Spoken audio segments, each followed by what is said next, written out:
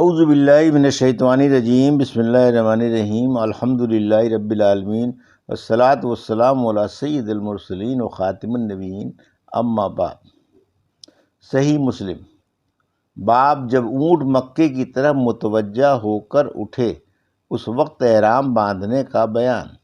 حدیث نمبر 2818، اردو ترجمہ۔ عبید بن جریج نے عبداللہ بن عمر رضی اللہ عنہ سے کہا کہ اے ابو عبد الرحمن، میں نے تم کو 4 باتیں کرتے دیکھا ہے کہ تمہارے اور یاروں میں سے کسی کو کرتے نہیں دیکھا۔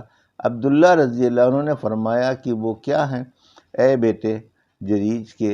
انہوں نے کہا، اول تو میں تم کو دیکھتا ہوں کہ تم کعبے کے کونوں میں سے طواف کے وقت ہاتھ نہیں لگاتے ہو مگر 2 کونوں میں جو یمن کی طرف ہیں، دوسرے تم نعال سبتی پہنتے ہو، تیسرے داڑھی رنگتے ہو زردی سے یعنی زعفران و ورس وغیرہ سے، چوتھے جب تم مکے میں ہوتے ہو تو لوگ چاند دیکھ کر لبیک پکارتے ہیں اور تم یوم الترویہ یعنی 8ویں تاریخ ذی الحج کو لبیک پکارتے ہو۔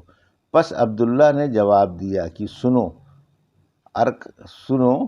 ارکان کو تو میں نے نہیں دیکھا کہ رسول اللہ صلی اللہ علیہ وسلم چھوتے ہو سوائے ان کے جو یمن کی طرف ہے، اور نعال سبتی تو میں نے دیکھا ہے رسول اللہ صلی اللہ علیہ وسلم کو کہ ایسی نعال پہنتے تھے جس میں بال نہ ہوں اور اسی میں وضو کرتے تھے، یعنی وضو کر کے گیلے پیر میں اس کو پہن لیتے تھے، سو میں بھی دوست رکھتا ہوں کہ اس کو پہنوں۔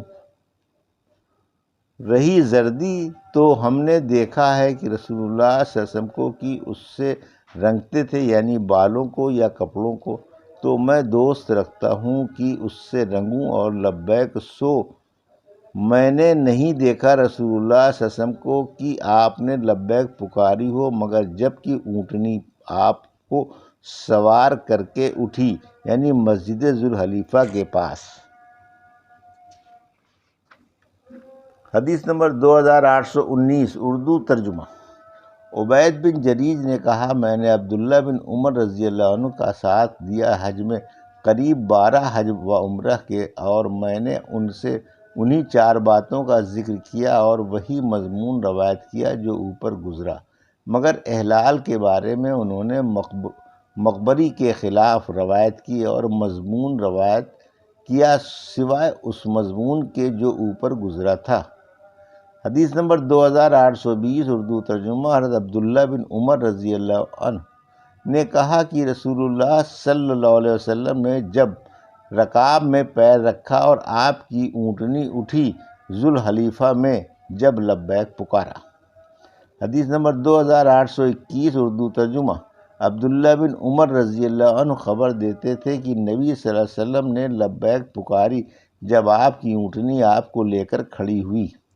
حدیث نمبر 2822، اردو ترجمہ۔ ترجمہ وہی ہے جو اوپر گزرا۔ باب ذوالحلیفہ کی مسجد میں نماز پڑھنے کا بیان۔ حدیث نمبر 2823، اردو ترجمہ۔ حضرت عبداللہ بن عمر رضی اللہ عنہ نے کہا کہ رسول اللہ صلی اللہ علیہ وسلم شب کو ذوالحلیفہ میں رہے حج کے ابتدا میں اور نماز پڑھی اس کی مسجد میں۔ باب احرام کے قبل بدن میں خوشبو لگانا جائز ہے۔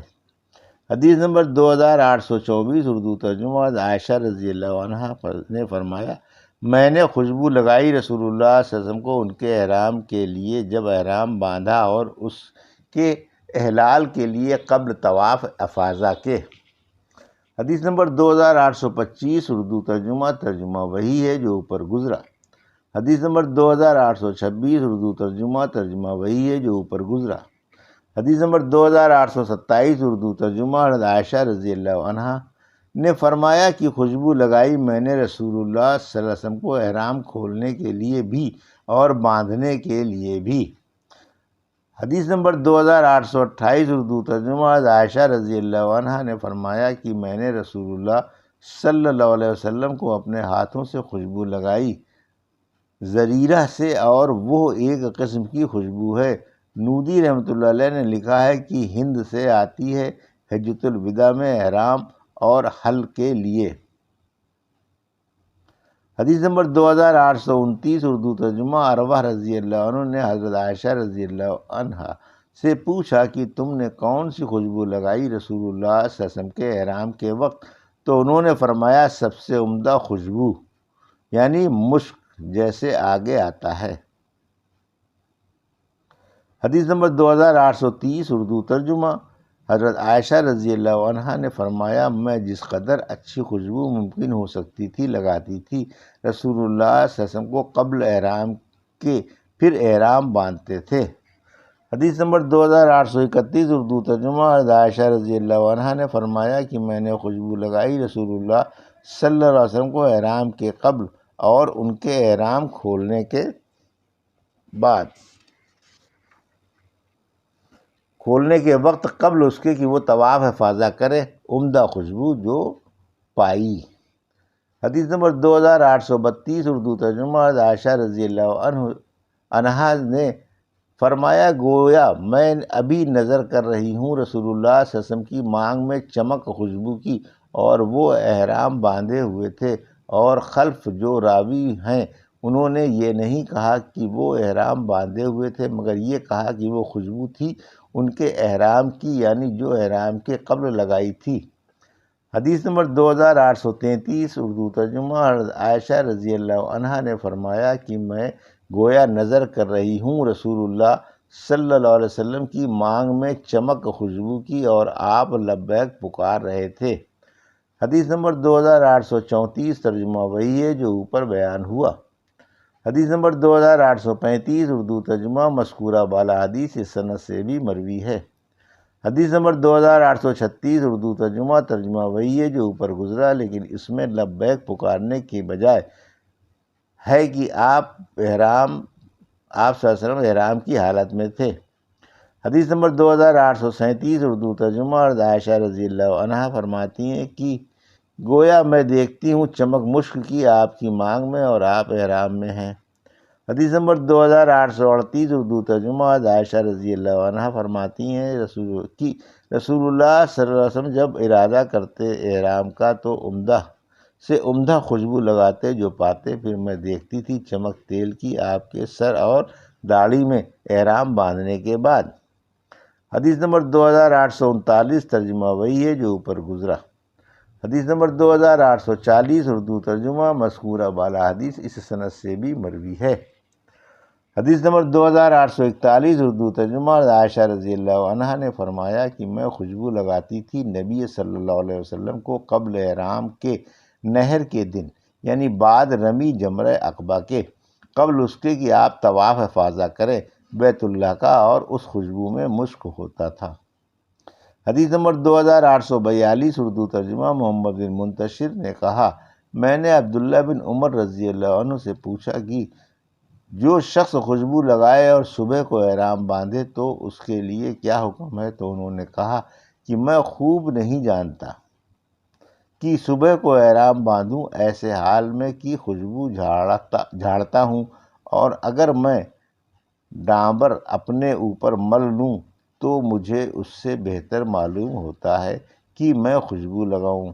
پھر میں حضرت عائشہ رضی اللہ عنہا کے پاس گیا اور ان سے یہ سب کہا، تو حضرت عائشہ رضی اللہ عنہا نے فرمایا کہ میں نے خوشبو لگائی رسول اللہ صلی اللہ علیہ وسلم کو ان کے احرام کے قریب، اور آپ نے اپنی سب بیویوں سے صحبت کی، پھر صبح کو احرام باندھا۔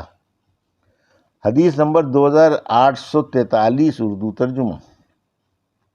حضرت عائشہ رضی اللہ عنہا نے فرمایا کہ میں خوشبو لگاتی تھی رسول اللہ صلی اللہ علیہ وسلم کے، اور آپ اپنی بیویوں پر طواف کرتے تھے، یعنی سب سے صحبت کرتے تھے، پھر صبح کو احرام باندھتے اور خوشبو جھڑتی تھی۔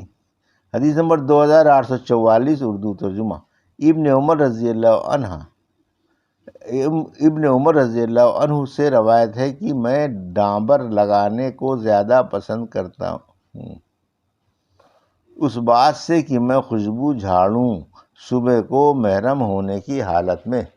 آپ نے کہا میں عائشہ رضی اللہ عنہا کے پاس گیا اور ان سے یہ بات پوچھی، تو انہوں نے فرمایا میں خوشبو لگاتی تھی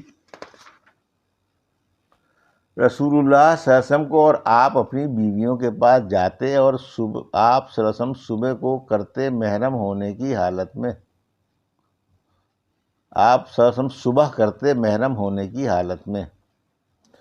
یہ تھی صحیح مسلم کی حدیث نمبر